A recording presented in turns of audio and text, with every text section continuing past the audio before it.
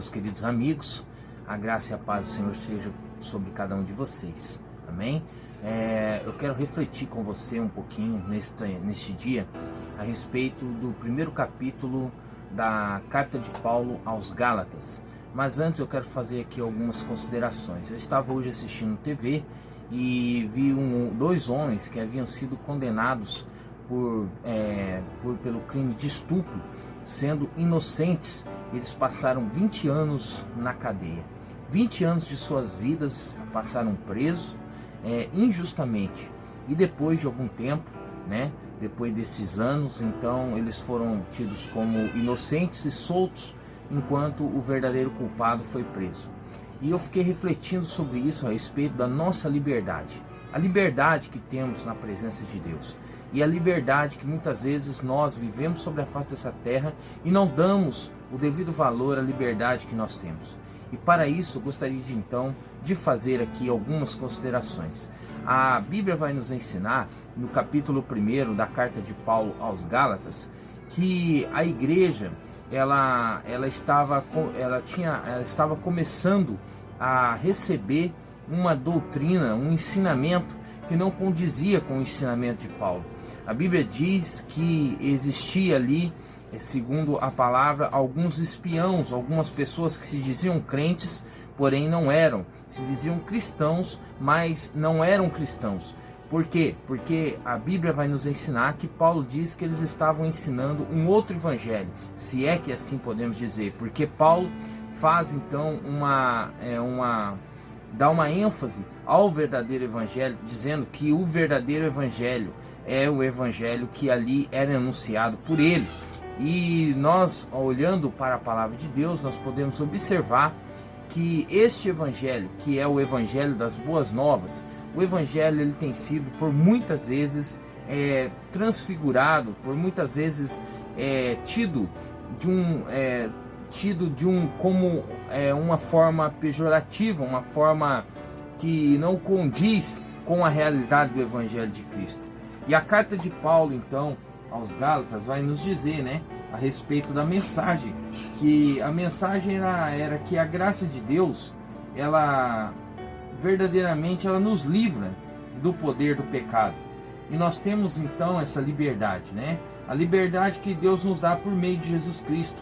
E essa liberdade ela é aceita e recebida pela fé, somente pela fé e nunca pelas obras,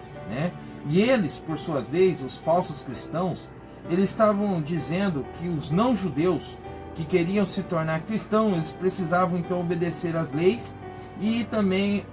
os rituais, obedecer às cerimônias do judaísmo. Mas a mais importante destas leis, que eles estavam pegando no pé ali dos Gálatas, ou dos gauleses, daquelas pessoas que moravam ali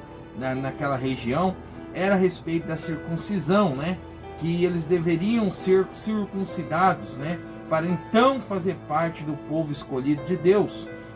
e ser assim herdeiro da aliança e da promessa de Deus. E eles, por sua vez, então, também acusavam a Paulo de duas coisas: que ele não era um verdadeiro apóstolo, porque ele não fazia parte dos 12 que andaram por Jesus, e por isso ele não podia então falar com a autoridade apostólica. E diziam também que o evangelho que Paulo estava anunciando não estava certo, e que por isso eles precisavam então de corrigir a Paulo, e então ministrar outros ensinos e outras práticas religiosas ao povo da Galácia, os Gálatas, E a mensagem da boa notícia, boas novas, a mensagem do evangelho, nós sabemos que é a notícia maravilhosa da graça de Deus, essa graça, que nos ensina a que Deus nos amou, sendo nós ainda pecadores, Deus ele nos libertou do império das trevas. Então, meus queridos e amigos irmãos, como de costume aqui, Paulo então começa a sua carta fazendo a sua saudação, mas porém de forma enérgica ele vem então e ataca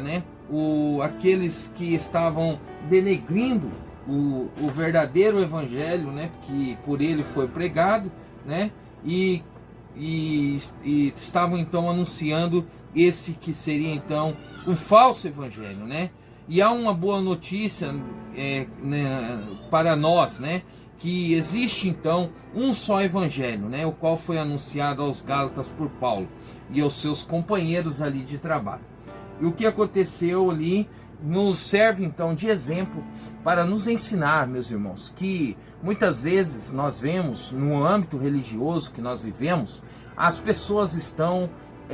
querendo infiltrar dentro do evangelho um novo evangelho ou um falso evangelho, um evangelho de obras, um evangelho de ações, né, de religiosas, de liturgias religiosas, de usos e costumes. E este, por sua vez, nós sabemos que não condiz com o evangelho verdadeiro, que é o evangelho da boa notícia, o evangelho que nos salva, o evangelho que nos abraça, sem nós merecermos, mas foi a este evangelho que, pregado por Cristo Jesus, né, o evangelho que foi o evangelho do amor de Deus. A Bíblia, ela vai nos ensinar também que a palavra de Deus, ela nos foi dada com o propósito de nos mostrar que Cristo nos libertou para que nós sejamos verdadeiramente livres. Por isso, eu, você, cada um de nós, devemos continuar firmes como pessoas livres e não nos tornar escravos novamente. Escravo de homens, escravos de liturgias religiosas, escravos, né, de sistemas corruptos religiosos que profanaram o verdadeiro evangelho, que é o evangelho da graça, o evangelho do amor, e muitas vezes tornaram a transmitir então na mente, do coração dos cristãos, dos novos cristãos, né, daqueles que querem abraçar a fé cristã, através muitas vezes de um evangelho que está sendo pregado, um evangelho do medo, o evangelho da pressão psicológica sobre a vida de muitos, para que estes venham obedecer a Deus como um Deus sádico, um Deus violento, um Deus que ama matar aquele que não age de acordo com a sua vontade, quando na verdade do evangelho da graça nos mostra em que Cristo morreu por nós, sendo nós pecadores, e que Deus nos aceita através de Cristo Jesus nosso Senhor, e assim somos nós amados e filhos de Deus, porque Cristo nos amou primeiro, porque Deus nos amou primeiro em Cristo Jesus, e Cristo então obediente até a morte, e morte de cruz, levou o propósito de Deus e o plano de salvação até ao fim, não negando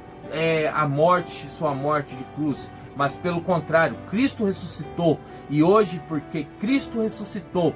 você, nós temos a liberdade de podermos adorar este Deus, seja aí na sua casa onde você está, seja dentro de uma congregação, seja embaixo de um pé de árvore, seja no seu ambiente de trabalho, aonde Deus colocar você é livre para adorar a Deus. Então adore ao Senhor com todo o seu coração, sirva a Ele com toda a alegria da sua alma, da sua vida, e seja alegre e feliz adorando este Deus que te ama, amém? Eu estou falando aqui, eu quero dirigir esta fala a você